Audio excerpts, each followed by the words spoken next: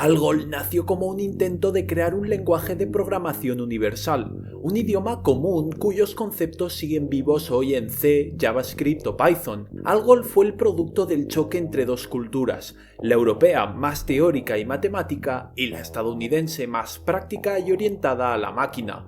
Dos visiones distintas obligadas a entenderse por las presiones políticas de la Guerra Fría. La colaboración no fue fácil, hubo discusiones, broncas, desacuerdos y hasta traiciones. De este clima hostil surgió un lenguaje casi perfecto, expresado de forma rigurosa gracias a la forma de Bacchus-Naur que luego os explicaré. Un estándar universal que resultó ser inútil desde el punto de vista comercial. El 4 de octubre de 1957, la Unión Soviética puso en órbita el Sputnik 1, una esfera de aluminio pulido de apenas 58 centímetros y 83 kilos que daba vueltas a la Tierra a 29.000 kilómetros por hora. Una Tierra que había quedado dividida en dos. Por un lado estaban los países formalmente comunistas, encabezados por la Unión Soviética. Por el otro estaban los países formalmente capitalistas, encabezados por los Estados Unidos. Ambos bloques, separados por un telón de acero, vivían enzarzados en una guerra fría militar, política, económica y tecnológica. Si el sonido se propagase por el espacio, uno podría haber escuchado el constante bip bip que emitía la vieja radio contenida en el armazón de aluminio del satélite. Un sonido que era gloria para los soviéticos, pero pánico para los estadounidenses. Si los soviéticos podían poner un satélite sobre Washington dando una vuelta al mundo cada 96 minutos, también tenían la capacidad de sobrevolarlo con un misil. Como reacción, el gobierno de Eisenhower inyectó miles de millones de dólares en ciencia y tecnología, creó la NASA y la DARPA y redirigió el sistema educativo a través de la National Defense Education Act. Todo valía para recuperar la hegemonía perdida. En el país americano lo tenían claro, tenían que ser los primeros en poner un hombre en la luna. Para ello haría falta calcular trayectorias de misiles, órbitas satelitales y modelos físicos a una velocidad nunca vista empleando las máquinas de computación de la época. Sin embargo, un gran problema de 3 letras se interponía en su camino. El mundo de la programación en 1957 era un caos. El software vivía encadenado al hardware. Si un matemático implementaba en su máquina un algoritmo revolucionario, no podía compartirlo con otro laboratorio, simplemente porque sus ordenadores hablaban idiomas distintos y propietarios. Gracias al Sputnik, el sector reaccionó ante esta situación. Escribir un lenguaje de programación universal había dejado de ser una utopía académica para convertirse en una cuestión de seguridad nacional. Sin embargo, había un gran obstáculo en este camino, un obstáculo con nombre y apellidos, mejor dicho, con siglas y logo. El obstáculo era IBM. En la segunda mitad de los años 50, IBM era más que una empresa, era un auténtico monopolio. Controlaba más del 80% del mercado de los mainframes y por tanto dictaba el idioma que las máquinas debían hablar. Ese idioma era, por supuesto, Fortran. Fortran, creado en un esfuerzo interno de IBM liderado por John Bacchus, no nació como un lenguaje elegante, sino como una herramienta práctica para hacer cálculos más rápido que el ensamblador. Además, su diseño estaba intrínsecamente ligado al hardware de IBM. Las innovaciones algorítmicas se perdían en un lenguaje práctico pero poco eficiente. La lógica del programa se entretejía con cada salto go-to de Fortran. Era el ejemplo perfecto del temido código espagueti. Leer programas en Fortran era como ordenar un plato de esta famosa pasta italiana. Los académicos europeos estaban especialmente molestos. Veían esto no solo como un problema técnico, sino como una amenaza a la libre circulación del conocimiento. Querían un lenguaje libre de corporaciones, una herramienta académica elegante y al alcance de todo el mundo. Estas dos visiones enfrentadas de la programación iban a juntar su material genético para dar lugar a algo. Por un lado estaba la GAMM, la Sociedad Alemana para la Matemática y la Mecánica Aplicada. Estos eran los puristas, los académicos. Por otro lado estaba la ACM, la Asociación Americana de Maquinaria Computacional. Estos eran los pragmáticos, venían de un mercado dominado por Fortran.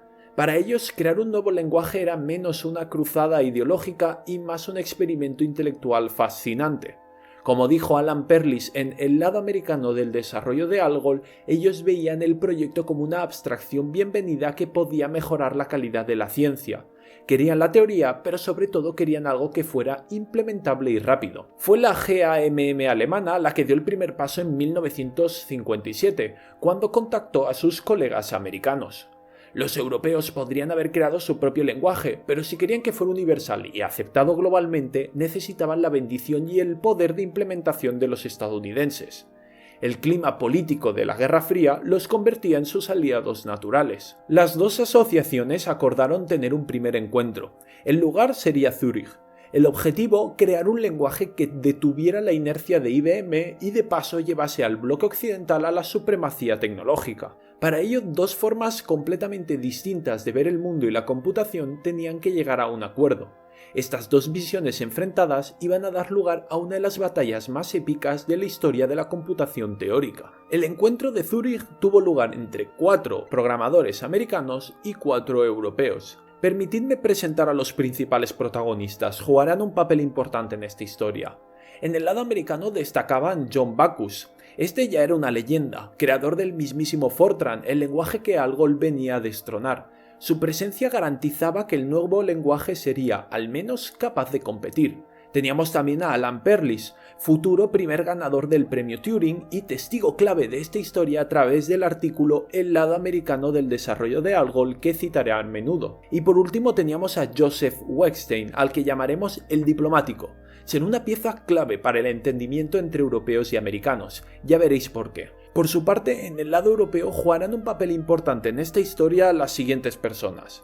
Friedrich Bauer era el purista alemán y uno de los líderes. Su ambición era la perfección matemática absoluta. Enemigo de la recursión, sería la principal víctima del complot de Ámsterdam. Y tenemos también a Peter Naur. 2 años después se convertiría en el editor del informe final de Algol 60 y coautor de la notación formal que hizo al lenguaje irrefutable, la BNF. Luego tendremos oportunidad de explicar en detalle esta notación. Estos hombres tenían la misión de crear el lenguaje más puro concebido hasta la fecha. Pero cuando mezclas egos así de grandes, la verdad matemática a menudo se ahoga en la sangre de la política. La reunión de Zúrich de 1958 no fue una masterclass de cooperación, fue una colisión cultural y técnica. El ambiente, según las crónicas de Alan Perlis, era agotador e interminable. Se discutía acaloradamente sobre cada aspecto del lenguaje, desde cómo declarar variables hasta cómo gestionar un bucle. El conflicto llegó a su clímax con la discusión más ridícula e irrelevante de todas, el signo decimal. Los americanos, bajo la influencia de sus teclados y sus tradiciones contables, utilizaban el punto como separador decimal. Los europeos, aferrados a la convención continental y académica, utilizaban la coma. Esta diferencia cultural casi hace saltar por los aires todos los esfuerzos. Imaginad la escena. 8 de los hombres más brillantes del mundo, responsables de la supervivencia tecnológica de Occidente, gritándose unos a otros por la elección de un mero signo de puntuación. Perlis cuenta cómo el debate escaló hasta que un delegado europeo, frustrado, golpeó la mesa gritando «No, nunca usaré un punto como separador decimal». Habían así llegado, nunca mejor dicho, a un punto muerto. Esa tarde, Joseph Wettstein, el diplomático americano, visitó el campamento enemigo y propuso la solución de los 3 niveles. Ambos continentes aceptaron que el lenguaje existiera en 3 niveles. El primero, el nivel de referencia, sería la definición matemática y pura del lenguaje. Aquí se usarían símbolos abstractos. El segundo, el nivel de publicación, sería el usado en libros y artículos. Aquí cada región podría usar sus propias convenciones sin cambiar el código subyacente. El tercero, el nivel de hardware, sería la forma en que cada máquina lo implementaría. Gracias a este compromiso se evitó el desastre. Poco a poco, las dos tradiciones académicas fueron limando asperezas, hasta producir un primer borrador del International Algebraic Language, pronto rebautizado con el nombre más memorable de Algorithmic Language o Algol. Y así nació Algol 58, una revolución computacional que introducía cosas tan básicas como los tipos, las declaraciones, los switches, las llamadas por referencia y, sobre todo, algo tan necesario que parece mentira que no existiera antes: los bloques de código delimitados por begin y end. Sin embargo, todas estas innovaciones eran teóricas. Un concepto. Ahora había que llevarlas a la práctica, e IBM no iba a esperar. Apenas se publicó el borrador de ALGOL 58, la comunidad científica y los programadores de Estados Unidos se entusiasmaron. El grupo de usuarios de IBM, conocido como Share, vio en ALGOL la vía de escape de las limitaciones de Fortran. Fue, en palabras de Alan Perlis, una fiebre del oro. Este grupo pidió a IBM, su casa matriz, que abandonara Fortran y adoptara ALGOL 58 como su estándar principal. Pero IBM no era una ONG. Era un gigante que había invertido millones de dólares y miles de horas de trabajo en desarrollar Fortran. Si respaldaban ALGOL, un lenguaje de código abierto y universal, perderían el control tecnológico sobre sus clientes y desvalorizarían su propia inversión. Sería como pegarse un tiro en el pie. La directiva de IBM tomó una decisión estratégica. No apoyarían ALGOL de forma oficial, no le darían el soporte de marketing ni los compiladores de referencia que la industria necesitaba para funcionar. Recordemos que IBM tenía más del 80% de cuota de mercado. Sin su apoyo era imposible adoptar el nuevo lenguaje. Para mediados de 1959, los padres de ALGOL lo vieron claro. Fortran había ganado la batalla y su aceptación era irreversible. Cuando las comitivas europea y americana volvieron a reunirse al año siguiente, ya no estaban compitiendo por un mercado.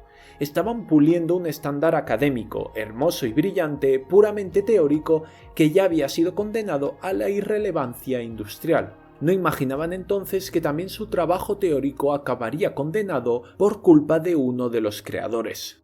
Enero de 1960. Los delegados se estaban preparando para la reunión en París que iba a dar a luz a ALGOL 60 cuando recibieron una terrible noticia. William Turansky, uno de los delegados americanos más brillantes y un puente crucial entre el pragmatismo de Estados Unidos y la teoría europea, había muerto repentinamente en un accidente de coche. Los estadounidenses llegaron al encuentro mermados y conmocionados. La tragedia humana se sumaba al ya evidente fracaso comercial. El equilibrio de fuerzas se inclinaba aún más hacia el purismo europeo, que ahora encontraría menos resistencia de parte de sus colegas pragmáticos. Además de los gigantes de la reunión de Zúrich, a esta se sumaban John McCarthy, padre de la inteligencia artificial y del lenguaje Lisp, y Adrian van Wijngaarden, padre de la computación holandesa. Aunque seguro que he pronunciado mal su nombre, acordaos de él. Va a jugar un papel muy importante en esta historia. Pese al luto, estos gigantes de la computación se pusieron manos a la obra. Tras 8 días, el resultado fue lo que Alan Perlis describe como un objeto de una belleza deslumbrante. ALGOL 60, igual que ALGOL 58, confiaba en los bloques para acabar con las sentencias GoTo y con el código Spaghetti, pero esta vez iba mucho más allá, introduciendo herramientas mucho más sofisticadas para lidiar con el alcance léxico o scoping. El danés Peter Naur fue el encargado de escribir el borrador final. Para ello usó una innovadora y elegante notación formal que acabaría llamándose forma de Backus-Naur o BNF. Hasta ese momento los lenguajes se definían con lenguaje natural, pero el lenguaje natural puede ser muy ambiguo. Fortran, por ejemplo, tenía un manual de cientos de páginas que dejaba amplias zonas grises, lo que llevaba a que cada compilador de Fortran funcionara de manera ligeramente diferente. Para combatir esto, John Backus, el padre del programa, había propuesto una solución formal. Peter Naur, el editor del informe de ALGOL 60, refinó la idea y la aplicó rigurosamente a la definición completa del lenguaje. Por primera vez en la historia un lenguaje no se definía con palabras ambiguas, sino empleando una notación formal. Se trata de una formulación matemática tan bonita que no puedo resistir la tentación de parar aquí y explicarte en qué consiste. Tranquilo, en el fondo este formalismo es muy simple. Consta solo de 4 elementos. Los símbolos terminales, que no son más que símbolos, por ejemplo 1, 2, A, B, C, etc. Los ángulos, para envolver aquello que necesita ser definido, lo que se llaman símbolos no terminales. El 2 puntos igual, que significa se define como o es igual a, y la barra vertical, que significa o y actúa como el operador OR de cualquier lenguaje de programación. Con este ejemplo vais a entender enseguida cómo se combina todo. Un dígito en BNF se define como veis en pantalla. Esta regla dice, sin ambigüedades, un dígito se define como o 0, o 1, o 2, o etc. hasta 9. Hasta aquí fácil, pero demasiado trivial y poco interesante. La potencia de BNF reside en las definiciones recursivas. Por ejemplo, esta regla nos dice que un número es o bien un dígito, según lo hemos definido antes, o bien un dígito seguido de otro número. De esta forma la definición se llama a sí misma y el bucle termina cuando solo ponemos un dígito. Una aplicación más programática sería la siguiente definición de las cláusulas if. Es más, podemos ir más allá. BNF se puede definir usando su propio lenguaje. Aquí te lo dejo para que te lo mires un rato. BNF es una de las razones por las que ALGOL 60 fue adoptado por los académicos de todo el mundo. Habían creado el primer lenguaje cuya gramática era tan pura que podía ser auditada por la lógica. Pero no todo eran buenas noticias. En el seno de esta creación se estaba fraguando una traición. De todas las características que se debatieron en París, la más avanzada y polémica era la recursividad, es decir, que una función pudiera llamarse a sí misma. Los pragmáticos la odiaban por su supuesta ineficiencia y peligrosidad. Los teóricos, liderados por John McCarthy, la amaban por su poder matemático. Finalmente, el comité votó en contra de incluir una palabra clave explícita para la recursividad. Aún así, un grupo de puristas europeos, entre ellos el neerlandés Van Wijngaarden, se agarraron a un vacío legal. Si el informe no la prohibía explícitamente, entonces estaba permitida. Así que se callaron y dejaron la recursividad dentro, oculta, a sabiendas de que era una violación al espíritu del acuerdo. El propio Bauer, indignado por la maniobra, la bautizaría después como el complot de Ámsterdam. El de la recursividad no es el único error que se cometió en París. Al diseñar un lenguaje platónico, los europeos argumentaron que tareas mundanas como hablar con una impresora, leer desde una cinta o meter datos, en otras palabras el input-output, eran asuntos sucios del hardware. El lenguaje, la teoría pura, no debía ser mancillado por la contingencia de una máquina. El resultado fue que el informe de ALGOL 60 se publicó sin una sola instrucción estandarizada para el input-output. En la práctica, un programador podía escribir el algoritmo más brillante del mundo en ALGOL, pero cada fabricante tenía que inventar su propia solución chapucera para meterle datos y obtener resultados. La industria de Estados Unidos dio también la espalda a ALGOL, citando el problema del input-output y sobre todo la supuesta imposibilidad de compilarlo de manera eficiente. ALGOL se había convertido así en el latín de la programación, un lenguaje universal pero sin usos prácticos. Al menos hasta que una joven promesa de la programación europea les cayó la boca. En el año 1952, Adrian van Wijngaarden contrató a Edsger Dijkstra para el departamento de computación que dirigía en Ámsterdam. Aunque luego Dijkstra llegaría a ser uno de los teóricos de la computación más reconocidos del mundo, en ese momento era tan solo un estudiante que necesitaba ganarse un dinero. Con ese contrato, Dijkstra se convertía en la primera persona de la historia en los Países Bajos en ser contratada como programador. 8 años después, en 1960, entusiasmado por la especificación de ALGOL 60, el joven Dijkstra se lanzó a lo que muchos creían podía ser un suicidio profesional. Junto con su colega Jaap Zonneveld, se embarcaron en la tarea de construir el primer compilador funcional de ALGOL 60 para el Electrológica X1. La Electrológica X1 era una máquina holandesa, compacta para su época pero con muchas limitaciones.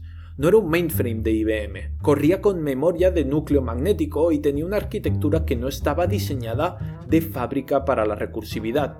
Dijkstra no estaba programando el ordenador más puntero, pero iba a demostrar que ALGOL era tan robusto que se podía implementar en las humildes máquinas europeas. En ese momento, hacer que la recursividad funcionara de forma eficiente era un problema no resuelto, un agujero negro técnico. Dijkstra y Zonneveld no solo lo lograron, sino que por el camino hicieron avances teóricos y prácticos muy importantes en la implementación de este tipo de funciones.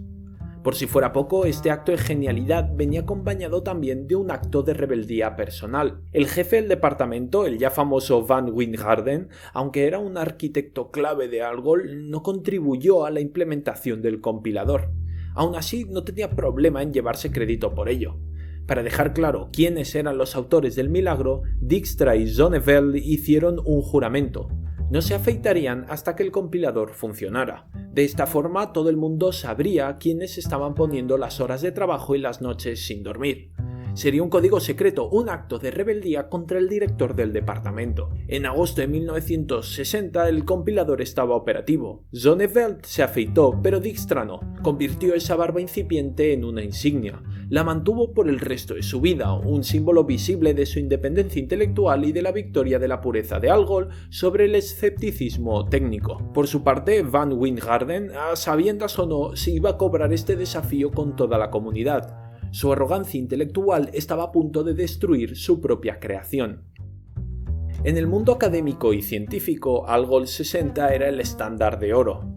La comunidad científica, especialmente en Europa, lo abrazó por su pureza. Su sintaxis limpia, definida por BNF, lo convirtió en el lenguaje oficial para describir algoritmos en libros de texto y publicaciones científicas durante las siguientes 2 décadas. Algol 60 había perdido la batalla de la industria, pero había ganado la guerra de la academia. Esta victoria intelectual fue tan poderosa que es el origen de casi todos los lenguajes modernos. En Inglaterra, el brillante Tony Hoare retomó una de las ideas que había propuesto para Algol, la de los registers, una forma de agrupar datos de distintos tipos bajo un mismo nombre. Este concepto, que hoy es fundamental, se convertiría en la base de los structs del lenguaje C y más adelante en la piedra angular de la programación orientada a objetos. En Suiza, el profesor Niklaus Wirth trabajaba en Euler, una extensión de Algol que, junto a las ideas de Hoare, acabaría dando lugar a Algol X. Más adelante, Wirth le quitaría la complejidad excesiva a este lenguaje y, lo más importante, le añadiría un sistema de input-output decente, dando así lugar al mítico y popular lenguaje Pascal. Por último, en Bell Labs, Dennis Ritchie se obsesionó con la elegante estructura de bloques de Algol. Le encantaba la programación estructurada del begin y end, pero le parecía demasiado explícita para un lenguaje de sistemas. Ritchie eliminó el begin y el end y los sustituyó por algo más conciso y rápido de teclear: la llave de apertura y la de cierre. Así, tomando el esqueleto de Algol, Ritchie creó C. Algol estaba ya dando paso a una nueva generación de lenguajes. Sin embargo, sus padres fundadores, académicos perfeccionistas hasta la médula, seguían pensando en cómo solucionar las ambigüedades restantes de Algol 60. Para algunos, la idea de un lenguaje perfecto se había convertido en una obsesión. El comité, liderado ahora por el ambicioso Van Wijngaarden, se lanzó a la tarea de crear Algol 68. Ya no buscaban la elegancia simple, sino la complejidad total. Iban a demostrar por fin la superioridad intelectual de los académicos, aunque eso significara matar a su propio hijo.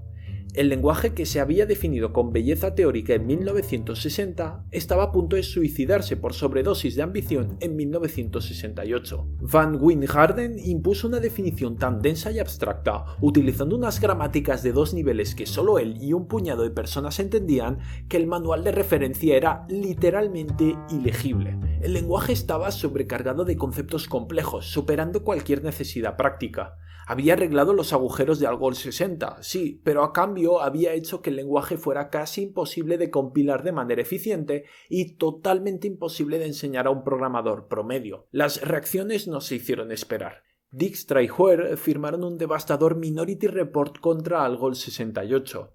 Su veredicto era simple y demoledor. El comité había ido demasiado lejos en su intento por la abstracción. Cito textualmente: "Consideramos este experimento un fracaso. El lenguaje debe considerarse obsoleto. Cuando hoy en día escribes en C, en C++, en Java, en Python o en JavaScript, estás usando el ADN de Algol. También las ideas de Lisp, otro lenguaje teórico que fue el estándar de la inteligencia artificial durante décadas. Este lenguaje tiene una gran aura mística a su alrededor. Hay quienes lo llaman incluso el lenguaje de Dios.